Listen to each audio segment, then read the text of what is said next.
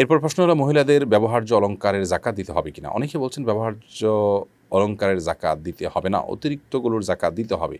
আপনার নিকট এই বিষয়ে জানতে চাই। এ বিষয়ে আসলে মত পার্থক্য আজকে নতুন নয়, অনেক আগে থেকেই ওলামা ইকরামের মধ্যে, ইমামগণের মধ্যে মত পার্থক্য আছে। অনেক ইমামদের মতেই মহিলাদের ব্যবহারের যে স্বর্ণ আছে সেগুলোর জাকাত দিতে হবে না, যেগুলো ব্যবহারের জন্য নয় সেগুলোর জাকাত দিতে হবে। যদিও হানাফি মাযহাবের ফতোয়া হলো যে ব্যবহার্য স্বর্ণের জাকাত দিতে হবে। অতএব ব্যবহার্য স্বর্ণের জাকাত দেওয়াটাই হলো নিরাপদ মত, এবং এই ক্ষেত্রে এই মতটার উপর আমল করলে আমরা কোনো প্রকার রিস্কে আর থাকি না, এবং দলিলের দিক থেকেও এটি যথেষ্ট শক্তিশালী, যার কারণে ব্যবহার্য স্বর্ণের বা অলঙ্কারের জাকাত দিতে হবে এই মতটিকে আমরা অগ্রাধিকার যোগ্য মনে করছি। যদিও ভিন্ন মত কিন্তু ইমামগণের রয়েছে, যেটি আমরা একটু আগে বলেছি। আমরা কেউ ইমামগণের মত পার্থক্য আছে সেটা জেনে তার সুবিধাটা গ্রহণ করব না, বরং দলিলের ধার বিবেচনা করার মতো ক্ষমতা থাকলে সেরকম ব্যক্তি হলে তিনি তো দলিলের ধার বিবেচনা করতে পারেন। আর অন্যথায় আমরা এই সমস্ত ক্ষেত্রে অন্তত নিজের নফস বা প্রবৃত্তির পূজা যেন না করি, অর্থাৎ সুবিধা গ্রহণের মানসিকতা যেন না থাকে, সেটি আমাদেরকে মাথায় রাখতে হবে। ইউটিউবে সাকিব আপনি লিখেছেন, জাকাত কি একসাথে আদায় করতে হবে নাকি ভেঙে ভেঙে আদায় করা যাবে বিভিন্ন সময়? জাকাত একসাথে আদায় করতে হবে এর মানে যদি আপনি এটা বুঝিয়ে থাকেন যে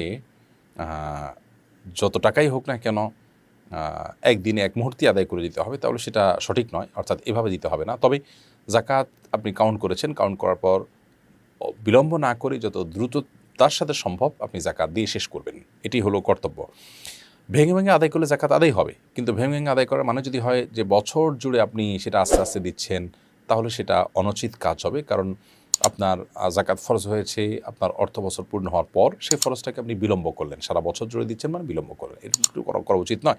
ফরজটাকে যত দ্রুততার সাথে সম্ভব দিবেন আপনি, সেটা 1 সপ্তাহ হতে পারে, 10 দিন হতে পারে, 20 দিন হতে পারে, 1 মাস হতে পারে, বড় জোর আপনি যৌক্তিক সময়ের মধ্যে দিয়ে দিবেন। আপনি অহেতুক টাকাটা আটকে রাখলেন এবং সেটা আপনি অপেক্ষা থাকলেন যে 6 মাস পরে আমি কাউকে পাবো তারপর দিব, 8 মাস পরে কাউকে পাবো তাকে দিব, এরকম করাটা অনুচিত। যদিও সেভাবে করলেও জাকাত আদায় হয়ে যাবে, কিন্তু সেরকম বিলম্ব করা জায়েজ নয়। এরপরে প্রশ্ন হলো, জাকাত কি রমজান মাসে দিতে হবে, অন্য মাসে জাকাত দেওয়া যায় না? এটা আমাদের সমাজের একটা ভুল ধারণা। আমরা মনে করি যে জাকাত রমাদান মাসেই দিতে হয়। মূলত জাকাত এটা অর্থ বছরের সাথে সম্পৃক্ত বিষয়।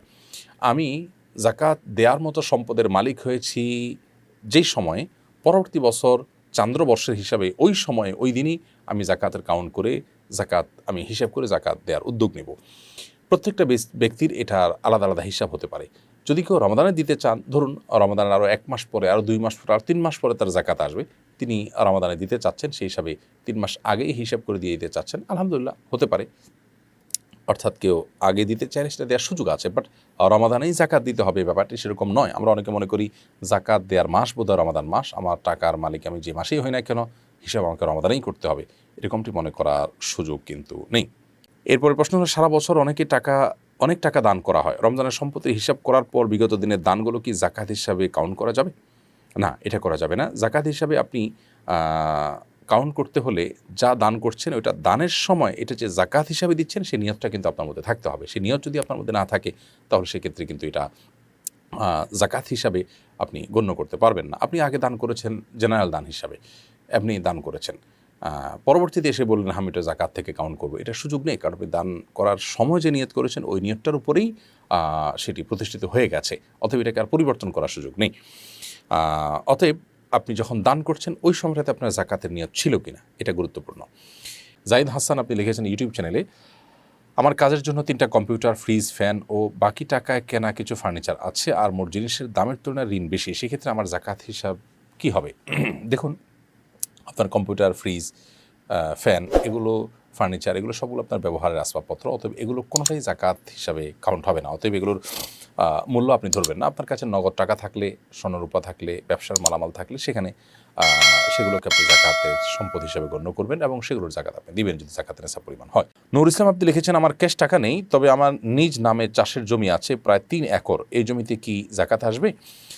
ভাই নূর ইসলাম, ক্যাশ টাকা না থাকুক কিন্তু আপনার নিজের নামে চাষের জমি যদি থাকে, তাহলে সেক্ষেত্রে চাষের জমির ফসলটা যদি আপনার জাকাতের নেশাব পরিমাণ হয়, 25 মণ হয়, এবং ফসলের উপর জাকাত আসার যে শর্ত সেটি পাওয়া যায়, তাহলে সেক্ষেত্রে সেটা জাকাত আপনি দিবেন, ফসলের জাকাত।